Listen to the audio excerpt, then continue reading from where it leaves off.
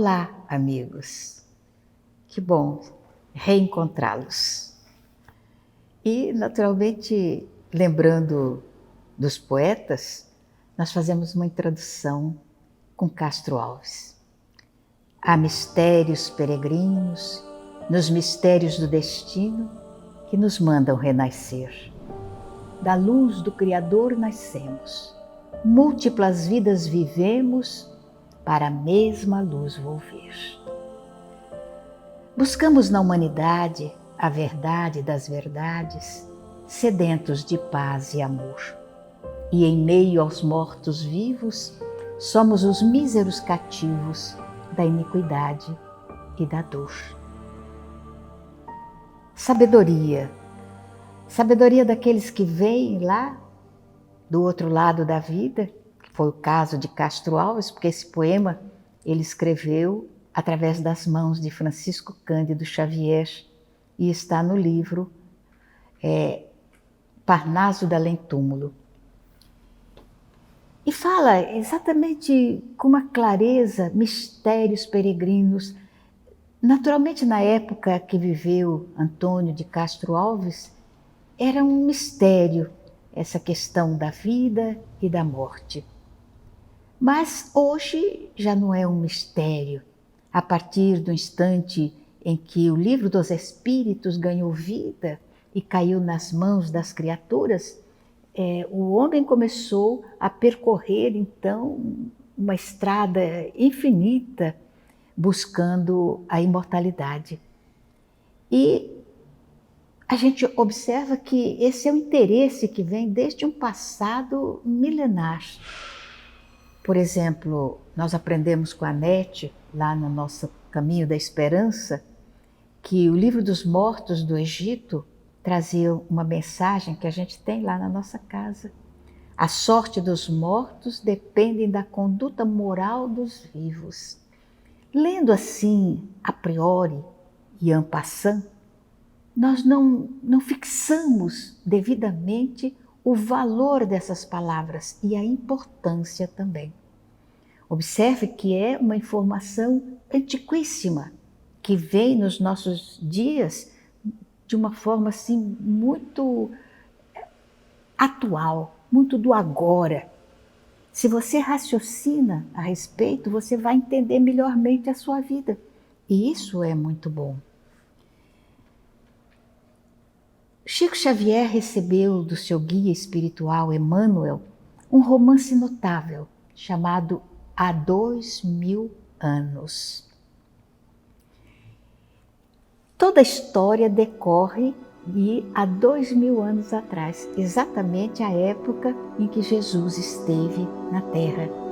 E Emmanuel fez questão de contar a sua experiência naquela data avançada do passado. E ele narra a sua existência como o senador romano Públio Lentulus e conta como era a sua vida naquela época. Quando nós analisamos o livro, lemos o livro e a história é muito agradável, muito boa e muito triste também. Nós fazemos uma análise priorística sobre quem era o senador e a esposa do senador, Lívia, um espírito manso, um espírito dócil, que veio exatamente para dulcificar o coração daquele homem que era íntegro, correto, honesto, todavia de um orgulho fora do comum e egoísta também. Então, nós vamos entrar na trama do livro e vamos ver que no decorrer da vida tantas coisas desagradáveis ocorreram e coisas agradáveis também. E o mais agradável do romance foi o encontro do senador romano com Jesus. Como? Eu não vou contar o livro todo porque eu tenho certeza que você vai ler. Se já leu, vai ler de novo porque vale a pena. Ele tinha uma filha que era doente, o corpinho tomado pela hanseníase, e isso era um sofrimento para o coração do senador e de sua esposa. Então, estando ele vivendo na Galileia, em Israel, ele tem a oportunidade de saber de que, naquela época, havia um jovem pregador, que estava balançando as estruturas da sociedade com a sua palavra doce, gentil, agradável e com a capacidade notável de curar com as suas mãos ou com o toque de leve dos seus dedos ou com o seu olhar. Ele modificava a estrutura enferma do corpo físico.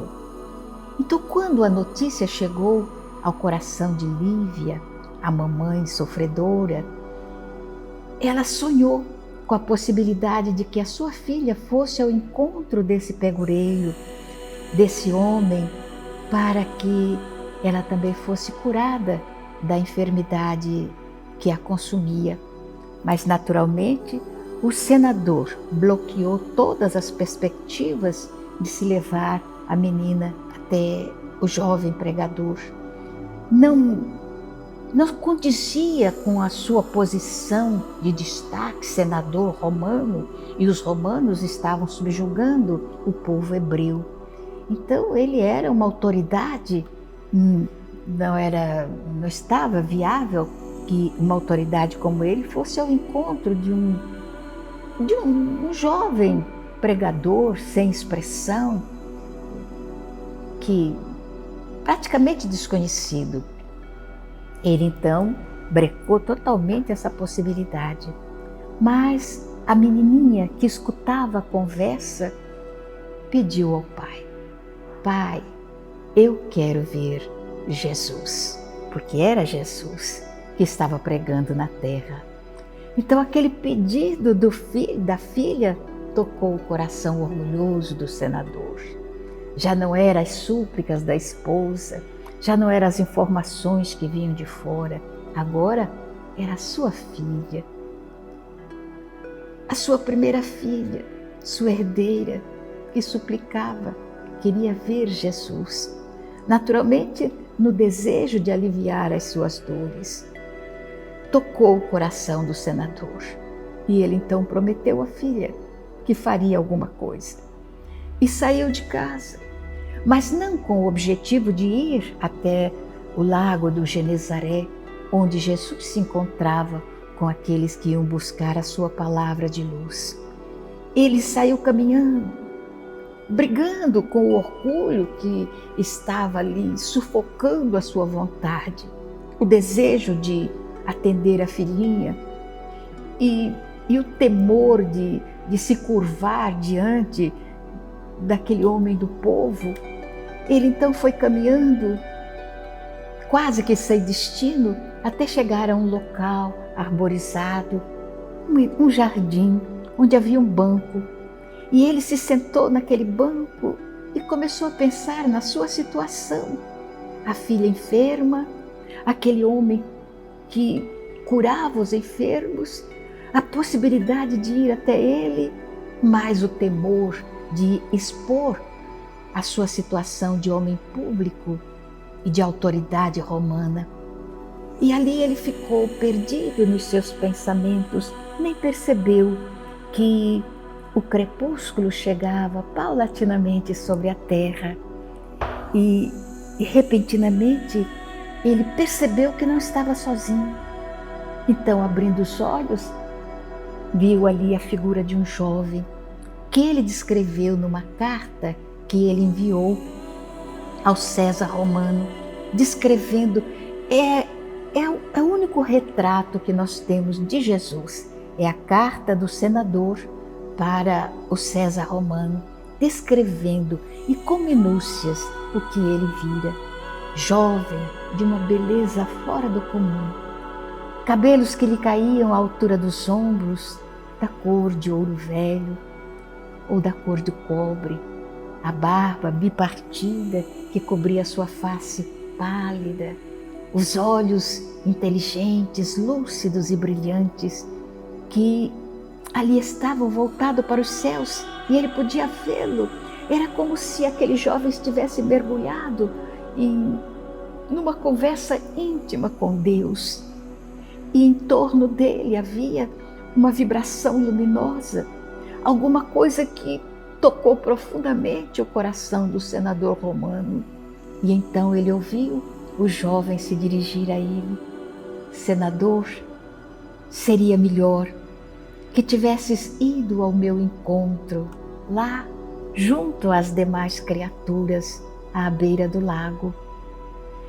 E, naturalmente, ele não havia dito nada, mas Jesus sabia que ele saíra à procura dele.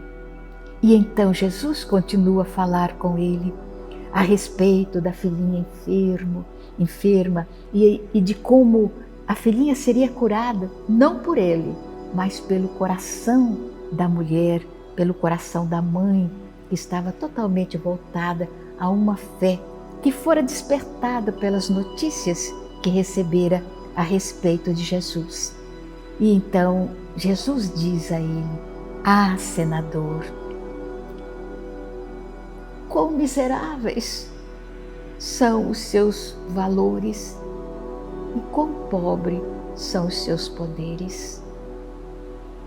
A palavra de Jesus chega até hoje a nós, recordando-nos da pobreza das coisas que nós batalhamos por conseguir.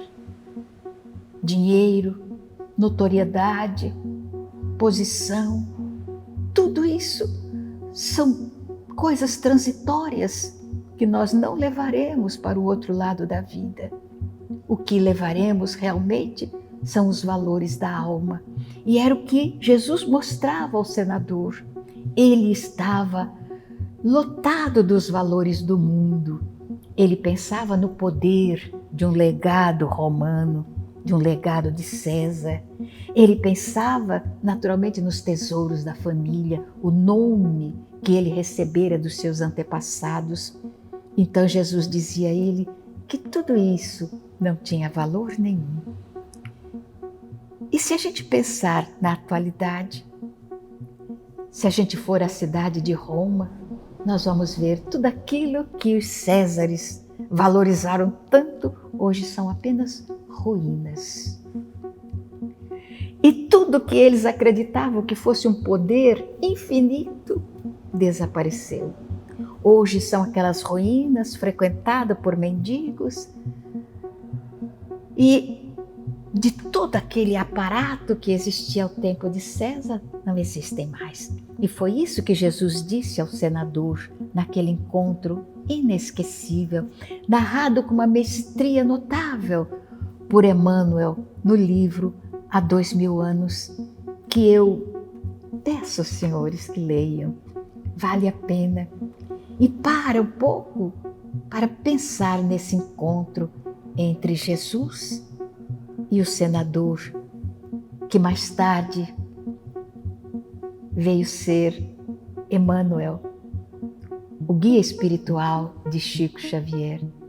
Aí então a gente vê nos finalmente desse livro que a frase que vem lá do passado, do tempo dos egípcios antigos, que também já passaram, toda aquela autoridade do Egito antigo, dos faraós, tudo foi levado pela poeira do tempo. A sorte dos mortos depende da conduta moral dos vivos. Quanta verdade vindo lá das dobras, das páginas do passado. Então, o senador mostra na atualidade, através da narrativa que faz da sua encarnação passada, mostra como os valores do mundo são transitórios. Você que desejaria ganhar muito dinheiro, ser um milionário, onde ficará o seu dinheiro? Muitas vezes, e a gente tem visto tanto isso acontecer, nas mãos dos filhos que brigam, se matam por causa da herança. Herança que se esvai, depois eles se tornam pobres porque não são capazes de gerir. Ou então você que luta pelo poder, pela notoriedade, também transitória. Onde estão os reis de Portugal que vieram para o Brasil. O nosso imperador passou. Bom que era um excelente imperador, Dom Pedro II, que continua até hoje no mundo espiritual enviando mensagens, mas tudo isso é transitório. Mas os valores da alma, os valores morais, as virtudes que nós conquistamos, a tolerância, a paciência, a caridade, o carinho, tudo isso fica conosco para sempre. São valores imperecíveis. Deus te abençoe e Deus te guarde. Muita paz.